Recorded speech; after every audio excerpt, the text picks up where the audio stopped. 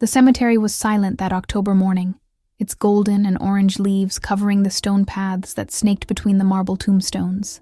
Margaret Chen walked slowly, clutching a small bouquet of white chrysanthemums to her chest, her red and swollen eyes revealing that she had cried the entire bus ride there. Her worn shoes made a soft crunch against the gravel as she made her way toward the oldest section of Oak Hill Cemetery in Seattle, where centuries-old trees formed a protective canopy over the graves below. She stopped before a simple but well-kept gravestone, with the name engraved in elegant letters, Daniel Cooper, followed by the dates that marked a life far too short. Margaret knelt on the damp grass, not caring that the moisture seeped into her already worn jeans, and carefully placed the flowers at the base of the gravestone. Her hands trembled as she touched the cold marble, and tears began to stream down her thin, tired face again.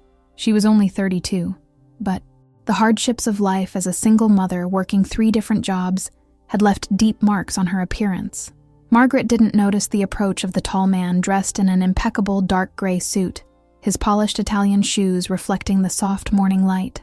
William Cooper had arrived at the cemetery in his black Mercedes, driven by his private chauffeur, as he did every last Thursday of the month, since he lost his only son 3 years earlier. He carried an elaborate arrangement of white, lilies and red roses, the kind of arrangement that cost more than Margaret earned in a whole week's work.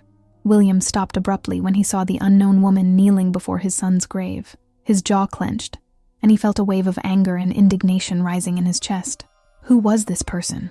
What right did she have to be there, in the sacred place where he came to express his grief and guilt? He approached with firm, determined steps, his imposing presence casting a shadow over Margaret. William's voice came out rough and heavy with authority when he finally spoke, making Margaret jump and look up with eyes wide with surprise and fear. "What are you doing here?" he asked, his voice cutting like a sharp blade. "Who gave you permission to come to my son's grave?" Margaret stood quickly, wiping away tears with the back of her hands, her shoulders tense, and her defensive posture revealing years of experience being confronted by people who made her feel inferior. "I'm so sorry," she began, her voice choked and hesitant. "I didn't mean to cause any trouble, sir. I just wanted to pay my respects." William dropped the elaborate arrangement he carried beside the gravestone, the sound of the flowers hitting the marble echoing like an accusation in the cemetery's silence. "Your respects?" he repeated, his tone thick with disdain and disbelief. "You didn't even know Daniel. Why would a stranger come here pretending to have some connection to my son?" Margaret took a step back, feeling small in the intimidating presence of that clearly wealthy and powerful man. She could see the raw pain in his gray eyes, but there was something more, a hardness forged by years of business success, and by the loss that had turned his heart to stone. "I knew Daniel," she said softly, almost in a whisper. "He was kind to me when no one else was." William narrowed his eyes, studying the woman for the first time with real attention. She was too thin, wearing cheap, worn clothes, her brown hair tied in a simple ponytail, and there was a deep exhaustion in her face that he vaguely recognized but couldn't name. "How did you know him?" he demanded, crossing his arms over his chest in a posture that wouldn't accept lies or evasions. "And why have I never heard of you?" Margaret swallowed hard, internally debating how much she should reveal. She didn't want to cause more pain to the man who was clearly still grieving the loss of his son, but she also couldn't simply walk away without explanation. "I worked at the cafe near his office downtown," she finally replied. "Daniel went there every morning for almost a year. He always ordered the same latte and a blueberry muffin. He treated me like a real person, not just someone who served his drink." William felt a pang in his chest upon hearing those words. He vaguely remembered Daniel mentioning a favorite coffee shop, but he had never paid much attention to the mundane details of his son's daily life. He was always too busy, too focused on expanding his real estate empire, closing another multi-million-dollar deal, ensuring the Cooper legacy continued to grow. And now, here was a stranger who apparently knew a side of Daniel that he, the father himself, had never truly seen. "Did he talk to you?" William asked, his voice losing some of its initial harshness, replaced by something closer to curiosity. Margaret nodded, allowing herself a small smile as she recalled. "He talked about everything, about his work at your company, about the projects he was working on, about how he wanted to make a difference in the world." She paused, wiping away another tear.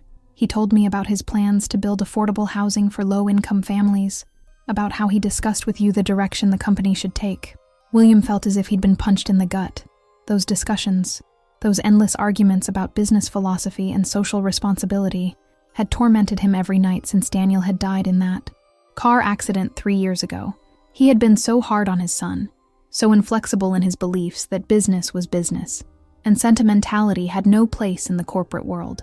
And now he discovered that Daniel had confided his dreams and frustrations to a waitress at some random cafe, someone who clearly understood him better than his own father. "Why do you keep coming here?" William asked, his voice now lower, almost vulnerable. 3 years had passed. Margaret looked at the gravestone, her eyes welling up again. "Because he saved my life," she said simply. William frowned, confused. "What do you mean by that?" Margaret took a deep breath, gathering courage to tell a story she had kept only to herself all those years. 3 years ago, I was in a very dark place, she began, her voice trembling slightly. I was a single mother of a 5-year-old girl, working 4 different jobs just to keep a roof over our heads and food on the table. My daughter had health problems that required expensive medication, and I was drowning in medical debt. She paused, swallowing the lump that formed in her throat. One morning, I walked into that cafe intending to work my last shift before doing something drastic that night. I had lost all hope. William remained silent, feeling a growing unease as he watched the woman relive clearly painful memories. Margaret continued, her gaze distant as if she were seeing that day unfold again before her eyes. Daniel sensed something was wrong. He always noticed when people were suffering. During my break, he sat with me and simply made me talk. Not in an intrusive or condescending way, but with genuine interest and concern. And when I finally broke down and told him everything, he didn't offer cheap pity or empty advice. "What did he do?" William found himself asking, his voice now completely devoid of anger, replaced by an urgent need to understand who his son had truly been. Margaret smiled through her tears. "He gave me hope. He took a napkin and wrote down the name and phone number of a debt restructuring lawyer who worked pro bono. He told me about healthcare programs for my daughter that I didn't know existed. And then he came back the next day with an envelope." William felt his heart race. What was in the envelope? Margaret looked directly at him now, her eyes filled with gratitude and sadness intertwined. There was enough money to cover 3 months' rent and my daughter's medication, and there was a note saying that this wasn't charity, but an investment in someone he knew would rise up and help others when given the chance. He made me promise that one day, when I was in a better situation, I would help someone else in the same way. William had to sit down on the grass, his legs suddenly too weak to support him. He looked at his son's gravestone with new eyes, seeing for the first time the person Daniel had truly been, not the image he, William, had created in his mind. He had thought he knew his son, that he understood his motivations and dreams, but now he realized he had been blind to the essential goodness that drove Daniel. "I didn't know," William murmured, more to himself than to Margaret. "I had no idea he did things like that." Margaret knelt again, this time beside William instead of alone before the gravestone. "He did this all the time," she said softly. "He told me about other people he had helped, always discreetly, always expecting nothing in return. He said you had taught him about the value of the dollar and the importance of hard work, but that he wanted to use those principles to create a different kind of legacy." William closed his eyes, feeling warm tears stream down his face for the first time since Daniel's funeral. He had been a fool, a proud and blind fool who had wasted so much time arguing about profits and losses when he should have been learning from the wisdom of his own son. "We argued the last time we spoke," William confessed, his voice breaking. "He wanted to divert funds from a lucrative project to build a housing complex for low-income families downtown. I told him it was a waste of resources, that he was being naive and idealistic." Margaret placed a gentle hand on William's shoulder, a comforting gesture he wouldn't normally accept from anyone, but which now seemed exactly what he needed. "He mentioned that fight," she said, "but he never spoke ill of you. He always said you were a good man who had built everything from scratch, and that he understood where your perspectives came from. He just hoped that one day you two could find common ground." William opened his eyes and looked at Margaret. "And you? Did you manage to recover? Did you keep the promise you made to him?" Margaret nodded, a genuine smile lighting up her tired face for the first time. "Yes. It took me 2 years, but I managed to settle my debts with the help of that lawyer. My daughter is now 7 years old and healthy. I still work a lot, but now it's 2 jobs instead of 4, and I get to spend quality time with her. And last month I helped a coworker who was going through a similar situation to mine. William felt something stir within him, something that had lain dormant for so long he'd forgotten it existed. It was a sense of purpose beyond the mere accumulation of wealth, a calling to do something meaningful with the resources he had spent his entire life building. He looked again at his son's gravestone and, for the first time in 3 years, felt that perhaps there was a way to truly honor Daniel's memory. "I'm sorry for being rude to you," William said, turning to Margaret. "You had every right to be here. In fact, you probably have more right than I do. You knew my son in a way I never did." Margaret shook her head. "Don't say that. He loved you very much. He always talked about how much he admired your work ethic and determination. He just wanted you to see that there were different ways to define success." The two remained seated there in silence for several minutes, each lost in their own thoughts and memories. The sun had risen higher in the sky now, and the light filtering through the trees created dancing patterns on the tombstones around them. William eventually broke the silence, his voice thoughtful and cautious. "Margaret, that project Daniel wanted to do, the housing complex, could you tell me more details about it?"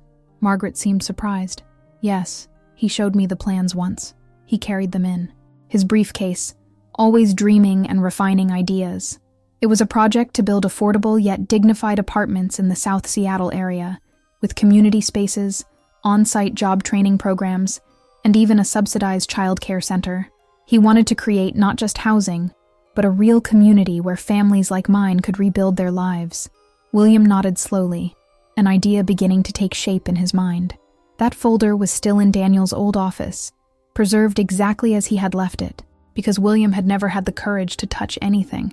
He had kept that office as a sanctuary of grief and regret, but perhaps it was time to transform it into something more, something that truly honored who Daniel had been.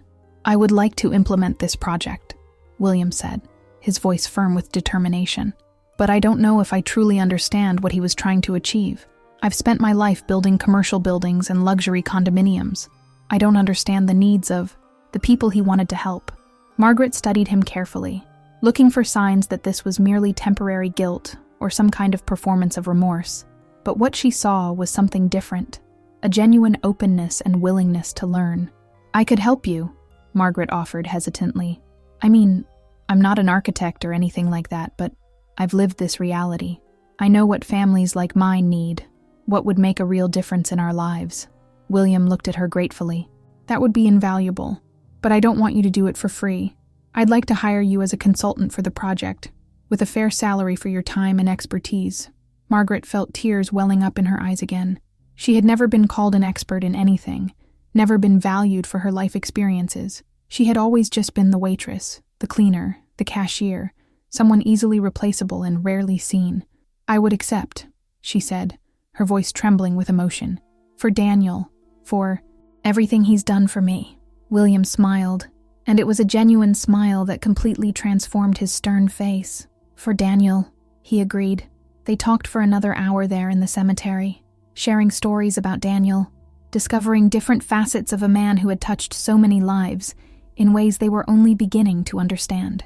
William learned about the mornings when Daniel would arrive early at the cafe just to help Margaret prepare before the breakfast rush, about how he always left generous but discreet tips, about how he memorized the names and stories of all the employees. Margaret learned about Daniel as a child, about how he always brought home injured animals to care for, about how he had organized a lemonade sale at the age of 8 to raise money for a local homeless shelter, about how he had refused to go to a prestigious university because he wanted to study urban planning and public policy instead of business administration, as William had planned. When they finally stood to leave, there was a mutual understanding between them, a shared commitment to honoring Daniel's memory through actions and not just words. William took a business card from his wallet and handed it to Margaret. "Call my office on Monday," he said. "We'll start working on this project immediately. And Margaret," he added, his voice softening, "thank you for coming here today. Thank you for showing me who my son really was." Margaret accepted the card with hands trembling slightly, still processing how her visit to the cemetery had turned into something so unexpected. "Thank you for listening," she replied, "and for being willing to continue his work." They parted ways then, William returning to his Mercedes where his driver waited patiently, and Margaret walking back to the bus stop at the cemetery entrance. But but something had fundamentally changed for both of them at that meeting. William called his office on the way back, instructing his assistant to locate all of Daniel's plans and documents related to the housing project. He also asked her to schedule meetings with architects specializing in social housing and lawyers familiar with financing community projects. For the first time in 3 years, he felt a purpose beyond simply keeping the company running on autopilot. Margaret sat on the bus, gazing out the foggy window as the city passed by, her thoughts a whirlwind of emotions. She thought of her daughter, Sophie, waiting for her at the neighbor's house where she looked after her during the day. She thought about how she could finally tell Sophie about the kind man who had changed their lives, and how she would now have the chance to help make his dream come true.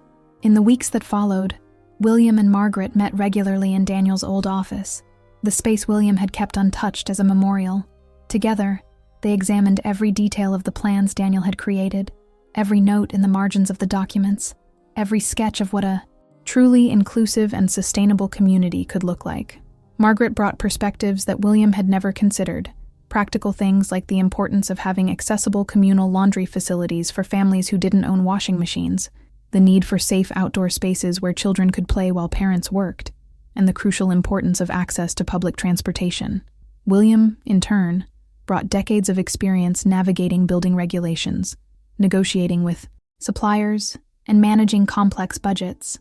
They formed an unlikely but effective team, the real estate tycoon and the former waitress working side by side to bring Daniel's vision to life. William began to see the city through new eyes, noticing for the first time the disparities that had always been there, but that he had chosen to ignore.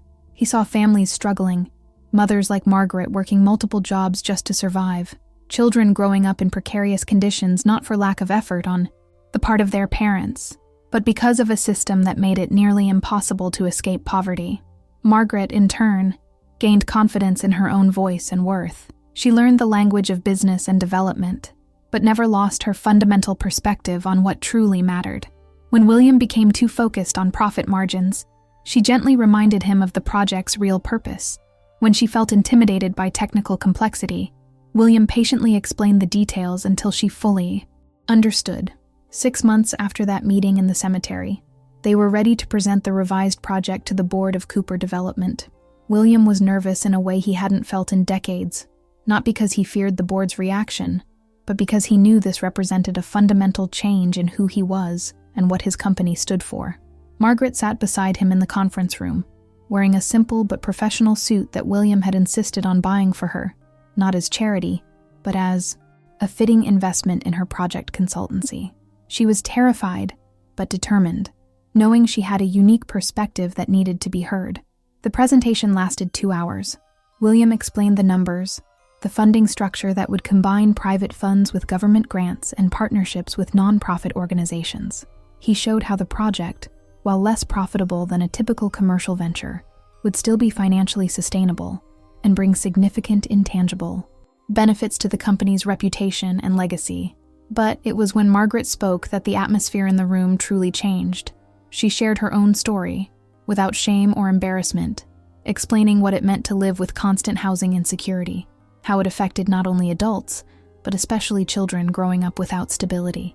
She spoke about Daniel, and how a simple act of kindness had changed the course of his entire life, and how this project could do the same for hundreds of families. There was a long silence when she finished.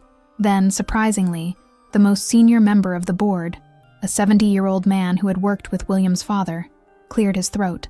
"I remember when William started at this company," he said, his voice hoarse with emotion. He was an ambitious and talented young man, but it was his son Daniel who had the heart to make a real difference. If this project honors his memory, then I vote yes, even if it means lower profits in the short term. One by one, the other board members added their votes of support, some for practical reasons of public relations and corporate social responsibility, others genuinely moved by the vision presented. In the end, the project was unanimously approved, with the board committing not only the necessary funds, but also establishing a separate foundation to continue similar initiatives in the future. William had to blink several times to hold back tears as he shook hands with the board members. After the meeting, Margaret was radiant, hardly able to believe they had actually succeeded. When they were alone in the conference room after everyone had left, they looked at each other, and simultaneously burst into laughter, a laugh of relief and joy and disbelief at what they had achieved together. Construction on the Daniel Cooper housing complex began the following spring. William made a point of being present on the construction site regularly, not just supervising from afar as he usually did on his projects, but actually talking to the workers, understanding the practical challenges of construction. Margaret brought groups of future residents to give feedback on the common spaces and ensure that the apartments met real needs. 2 years after that meeting in the cemetery, the complex was inaugurated. It was a beautiful and functional development of 200 units, with generous green spaces, a vibrant community center, vocational training programs, subsidized daycare, and even a small health clinic partnered with a local hospital. The first families began to move in at a moving ceremony, where William and Margaret cut the ribbon together. William had invited Margaret and her daughter Sophie to the ceremony as guests of honor.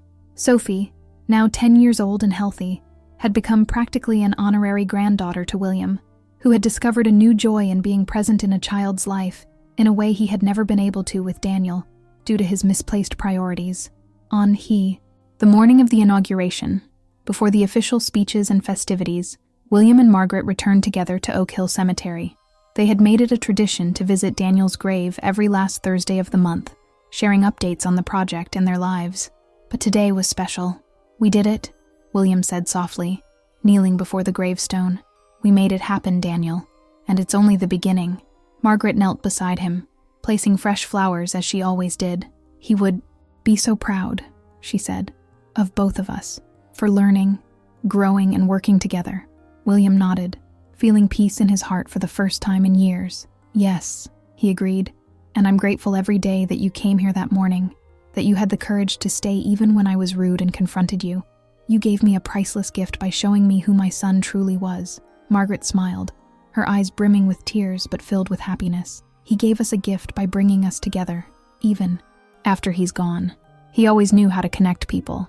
They stood there for a few more minutes in quiet contemplation before returning to their cars and driving to the unveiling ceremony. But before leaving, William turned once more to the gravestone. "Thank you, son," he whispered, "for teaching me that true success isn't measured in dollars or buildings, but in the lives we touch and the communities we build. We've passed away. I finally understand now, and I will dedicate the rest of my life to honoring that legacy."